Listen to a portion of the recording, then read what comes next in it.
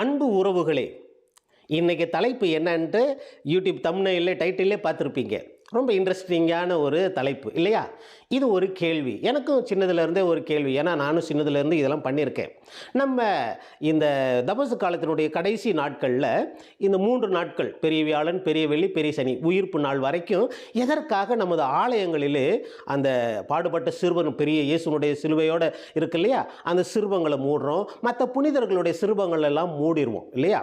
இப்படியெல்லாம் மூடி வச்சுருவோம். எதற்காக இதெல்லாம் பண்ணுறோம்?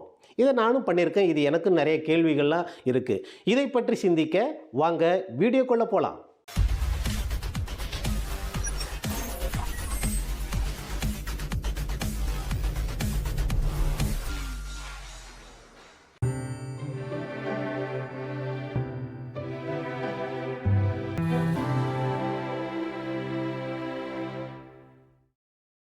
அன்பு உறவுகளே, பாருங்கள், நானும் சின்ன வயசுலேருந்து எங்கள் ஊரில் வழக்கமாக நானும் கோயிலில் உபதேசரோட வேலையெல்லாம் பண்ணியிருக்கேன். அங்கே பாட்டு கிளாஸில் இருந்திருக்கேன். எல்லா வேலைகளையும் செய்வேன்.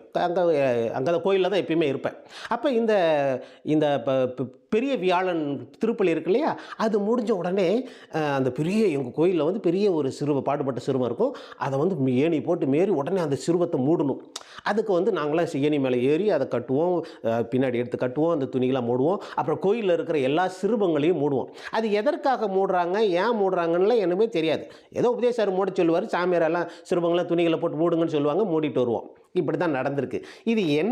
இதுக்கு என்ன அர்த்தம், ஏன் இதையெல்லாம் மூடுறோம் அப்படின்னு பார்க்கும்போது சில தேடுதல்களை நான் செய்தேன். அந்த தேடல்களில் எனக்கு கிடைத்த பதில்களை உங்களோடு நான் பகிர்ந்து கொள்ள ஆசைப்படுகிறேன்.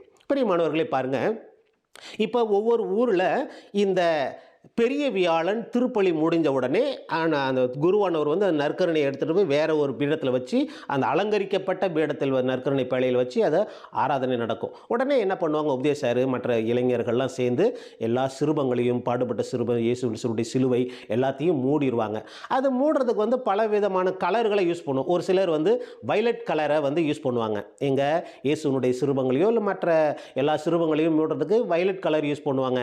இல்லை ஒரு சிலர் இயேசுனுடைய சிலுவை மூடுறதுக்கு வெள்ளை கலரை யூஸ் பண்ணுவாங்க.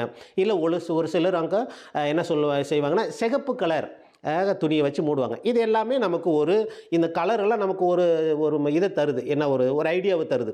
என்னன்னா, வைலட் கலர் எதற்காக போட்டோம்னா அது நார்மலாகவே ஒரு துக்கத்தை தருகின்ற ஒரு கலர். இல்லை இன்னும் ஆழமாக தியாலஜிக்கலாக சிந்திக்கணும் அப்படின்னா, வைலட் கலர் ஒரு அரசர் அணிகின்ற ஒரு கலர். அதுதான் இயேசு ஏரோது முன்னாடி, பிலாத்து முன்னாடி நிற்கும் பொழுது பிலாத்து இயேசுவை அந்த பர்பிள் கலரில் அணிவிச்சு, சிகப்பு கலர் துணியை அணிவிச்சு, அவருக்கு யூதர்களின் அரசன் இவர் அப்படின்னு சொல்லி கிண்டல் பண்ணுற மாதிரிலாம் போடுவாங்க. அப்போ அந்த பர்பிள் கலருங்கிறது ஒரு அரசருக்குரிய கலராக பார்க்கப்படுகிறது. இல்லை வெள்ளை கலரில் போட்டு மூடுறாங்கன்னா, வெள்ளை கலர் ஆண்டவர் பரிசுத்தமான ஒன்று அப்படிங்கிற ஒரு தூய்மையான ஒரு எண்ணத்தை நமக்கு தருவதற்காக வெள்ளை கலரில் போடுறோம். இல்லை சிகப்பு கலர் போட்டு மூடுறோம்னா, சிகப்பு கலர் அது அந்த இயேசுனுடைய பாடுகள், இயேசுனுடைய ரத்தம், அந்த ரத்தம் நம்மை தூய்மைப்படுத்துகிறது. இதையெல்லாம் நமக்கு தருகின்ற ஒரு எண்ணமாக இருக்கக்கூடிய அந்த 3 கலர்களை பார்க்கிறோம். இப்போ பிரியமானவர்களே, இதெல்லாம் இப்போ எங்கள் ஊரில் நாங்கள் வியாழக்கிழமை அன்னைக்கு, பெரிய வியாழன் அன்னைக்கு மூடுவோம். உங்கள் ஊரில் எப்படி மூடுறீங்க, என்ன கலர் யூஸ் பண்ணுறீங்க அப்படிங்கிறத மறக்காமல் கமெண்டில் சொல்லுங்கள். நானும் உங்களுடைய பழக்க வழக்கங்களை தெரிஞ்சிக்க நான் ஆசைப்படுறேன். இப்போ அதெல்லாம் மூடியாச்சு இல்லையா?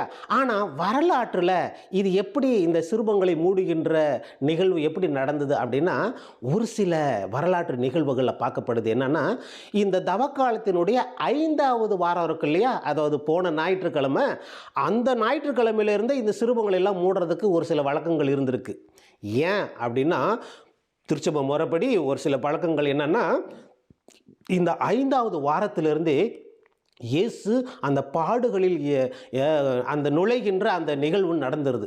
ஏன்னா இயேசு அந்த 5வது வாரத்திலேருந்து பார்த்தீங்கன்னா, நமது டெய்லி நற்செய்தி வாசகங்கள்லாம் பார்த்தீங்கன்னா, இயேசு எருசலேமுக்குள்ளே போயிட்டாரு, உணவு சாப்பிட்றாரு, யூதாஸ் இஸ்காரியோத்து அவரை சாகடிக்கிறதுக்கு திட்டம் போடுறாரு, யூதாஸ் பேதுரு அவர் காட்டி கொடுக்கறதுக்கு தயாராகிறாரு. இப்படியெல்லாம் அந்த பாடுகளுடைய நிகழ்வுக்குள்ளே ஏற்கனவே போயிடும்.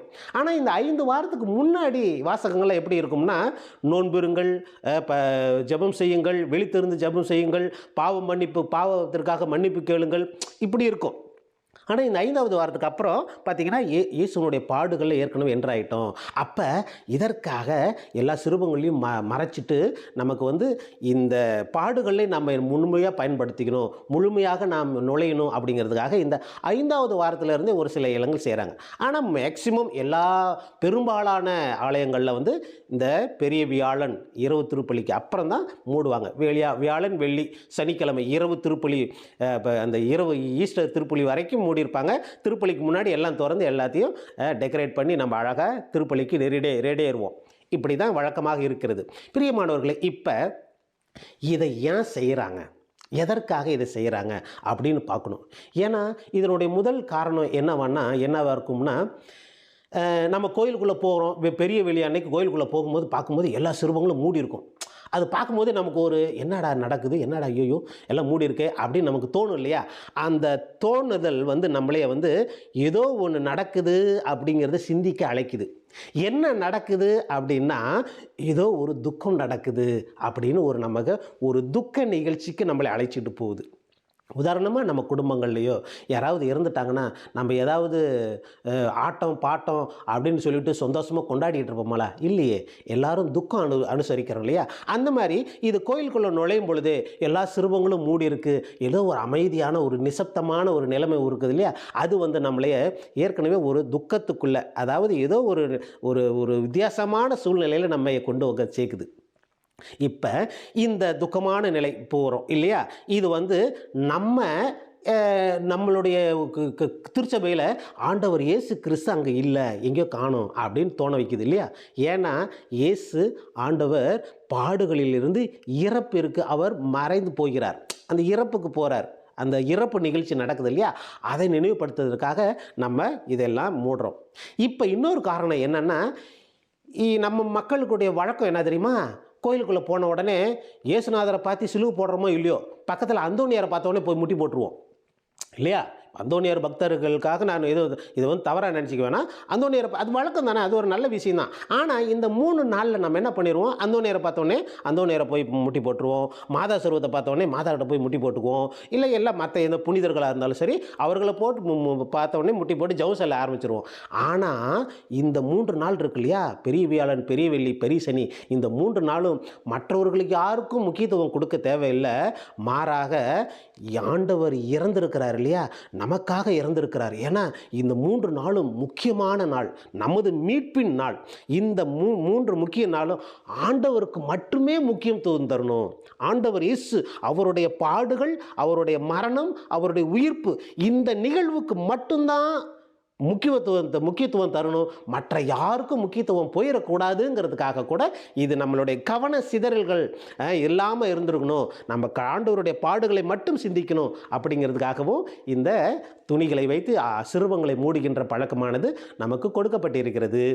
அதே போல் இந்த தவக்காலத்தில் வந்து எந்த ஒரு ஆடம்பரமும் எந்த ஆட்டப்பாட்டமும் இருக்காது இல்லையா? அதனால தான் தபசு காலம் தொடங்குறதுலேருந்து திருநீற்று புதன்லேருந்து நம்ம திருப்பலியில் என்ன பண்ணுறோம்? அல்லேலூயா பாட மாட்டோம், உன்னதங்களிலே பாட மாட்டோம். திருமண நிகழ்வுகள், மற்ற எந்த பெரிய பெரிய விழாக்கள்லாம் இருக்காது. இது எல்லாம் ஒதுக்கி வச்சுட்டு எதற்காக நம்ம தயாராகிறோம்? காவி உடை அணிஞ்சிக்கிறோம், 40 நாள்கள் விரதம் இருக்கிறோம், பல கோயில்களுக்கு சென்று அந்த பாத யாத்திரை மேற்கொள்கிறோம், ஒருத்தல் முயற்சிகள் செய்கிறோம். இது எல்லாம் எதற்கு? நம்மை ஆண்டவருடைய பாடுகளை சிந்திப்பதற்காக நம்மை தயார் செய்கிறது. அப்படி இருக்கும்போது நம்ம வீட்டில் வந்து ஒரு பெரிய காரியம் நடந்துருச்சு, யாராவது இறந்துட்டாங்க அப்படின்னா நம்ம என்ன பண்ணுறோம்? எல்லாரும் அமைதி காக்கிறோம், துக்கம் அனுசரிக்கிறோம் இல்லையா? இல்லாட்டி இன்னும் ஒரு நாட்டில் பெரிய தலைவர்கள் யாராவது இறந்துட்டாங்க, ஒரு பெரிய பொலிட்டிக்கல் லீடரு இல்லை யாரோ ஒரு தலைவர் இறந்துட்டாங்கன்னா நம்ம என்ன பண்ணுறோம்? கருப்பு கலர் பேட்ச் துணி, ஒரு சின்ன கரிசி துணி மாதிரி கருப்பு கலர் துணி கட்டி நம்ம துக்கத்தை அனுசரிக்கிறோம் இல்லையா?